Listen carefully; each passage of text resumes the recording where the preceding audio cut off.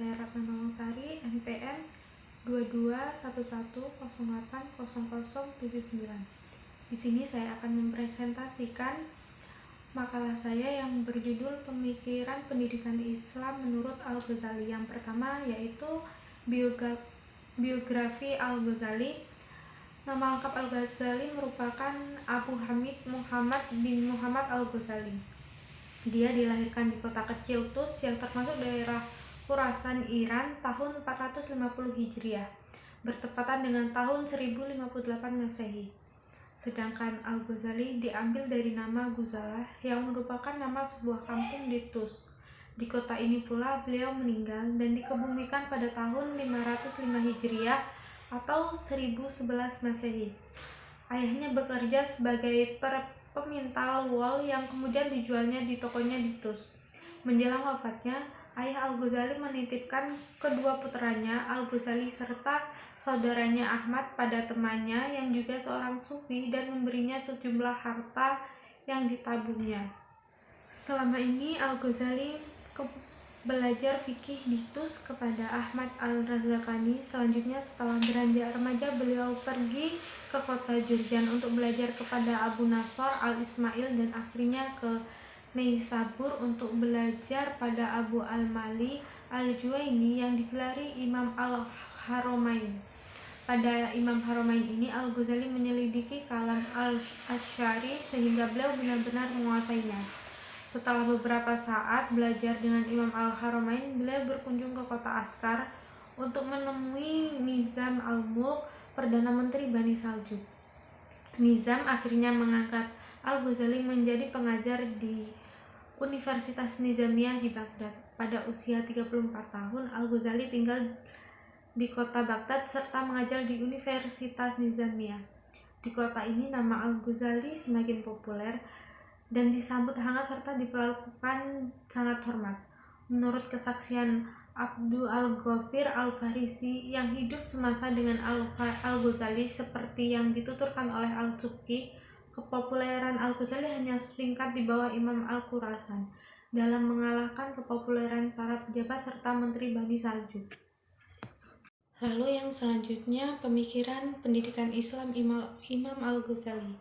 Menurut Al-Ghazali, pendidikan Islam merupakan pendidikan yang berupaya dalam pembentukan manusia sempurna, baik di dunia maupun di akhirat. Menurut Al-Ghazali juga, manusia bisa mencapai kesempurnaan jika mau berusaha mencari ilmu dan juga mengamalkan fadilah melalui ilmu pengetahuan yang dipelajarinya. Bagi Al-Ghazali, ilmu ialah medium untuk takarub kepada Allah, di mana tidak ada satupun manusia yang bisa sampai kepadanya tanpa ilmu. Tingkat paling mulia bagi manusia merupakan suatu kebahagiaan yang kekal. Tujuan pendidikan menurut Al-Ghazali adalah pembentukan manusia salih. Manusia salih ialah manusia yang mempunyai kemampuan melaksanakan kewajiban-kewajibannya kepada Allah dan kewajiban-kewajibannya kepada manusia sebagai hambanya. Seorang pendidik dituntut memiliki beberapa sifat keutamaan yang menjadi kepribadiannya. Di antaranya sifat-sifat tersebut ialah yang pertama, yaitu sabar dalam menggapai pertanyaan murid. Yang kedua, senantiasa bersifat kasih tanpa pilih kasih. Lalu yang selanjutnya, duduk dengan sopan, tidak ria ataupun pamer. Lalu yang selanjutnya, tidak takabur kecuali terhadap orang yang zalim dengan maksud mencegah tindakannya. Lalu ada bersikap tawadu dalam setiap pertemuan ilmiah. Lalu ada sikap dan pembicaraan hendaknya tertuju pada topik persoalan. Lalu yang selanjutnya memiliki sifat bersahabat terhadap semua murid-muridnya. Lalu yang selanjutnya menyantuni dan tidak membentak orang-orang yang bodoh. Lalu membimbing dan mendidik murid yang bodoh dengan cara yang sebaik-baiknya. Lalu ada berani berkata tidak tahu terhadap masalah yang Anda persoalkan. Lalu yang selanjutnya menampilkan hujah yang benar. Apabila ia berada dalam kondisi yang salah, ia bersedia merujuk kembali kepada rujukan yang benar. Al-Ghazali menyebutkan beberapa hal yang menjadi tugas dan tanggung jawab guru profesional sebagai berikut. Yang pertama ialah guru ialah orang tua kedua di depan murid. Yang kedua, guru sebagai pewaris ilmu Nabi. Yang ketiga, guru sebagai penunjuk jalan dan pembimbing keagamaan murid. Yang keempat, guru sebagai sentral figur bagi murid. Yang kelima, guru sebagai motivator bagi murid. Yang keenam, guru sebagai seorang yang memahami tingkat perkembangan intelektual murid. Yang keenam, guru sebagai teladan bagi murid. Lalu yang selanjutnya ada karya-karya Al-Ghazali. Pasca periode Hujatullah ini, berbagai hasil karya yang telah banyak diterjemahkan ke dalam berbagai bahasa, antara lain Spanyol, Yahudi, Prancis, Jerman, dan Inggris, yang dijadikan sebagai referensi oleh kurang lebih 44 pemikir barat. Beliau menulis lebih dari 70 buku, yang terbesar diantaranya adalah Keruntuhan Para Filsuf atau Tahafutul Falasifah, yang mendorong Ibnu Rushd menulis buku besar untuk membantah pendapat Al-Ghazali berjudul Runtuhnya Keruntuhan. Salah satu karya besarnya berjudul Fatihatul Ulum, yang berisi tentang beberapa pandangan mengenai persoalan-persoalan pendidikan, merupakan penyempurnaan terhadap ilmu pendidikan Eropa pada masa itu yang sesungguhnya dapat dibandingkan dengan konsep-konsep pendidikan modern. Al-Ghazali banyak menulis buku dalam berbagai cabang disiplin ilmu. Karangan-karangannya meliputi fikih, usul fikih, ilmu kalam, teologi kaum salaf, bantahan terhadap kaum batiniyah, ilmu debat, filsafat, dan khususnya yang menjelaskan tentang maksud filsafat, serta bantahan terhadap kaum filosof, logika, tasawuf, akhlak, dan psikologi. Kitab terbesar karya Al-Ghazali yaitu Ihya Ulumuddin, atau menghidupkan ilmu-ilmu agama.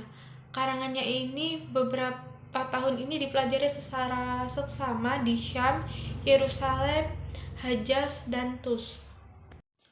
Karyanya berisi panduan yang indah antara fikih, tasawuf, dan filsafat. Bukan saja terkenal di kalangan kaum muslimin, tetapi juga di kalangan dunia barat.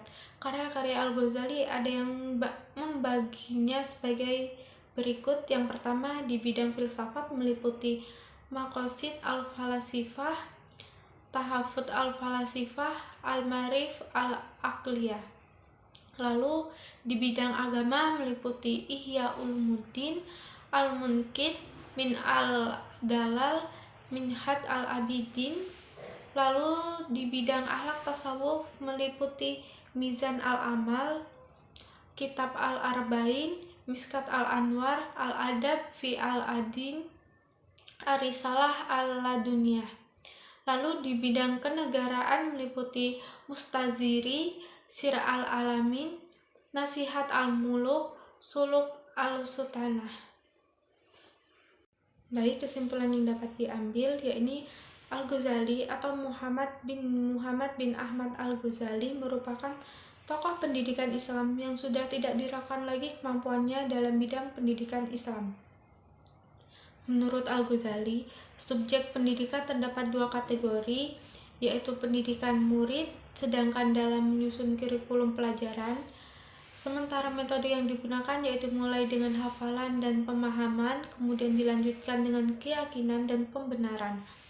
Adapun subjek evaluasi pendidikan meliputi pimpinan, subjek didik, wali murid, dan seluruh tenaga administrasi.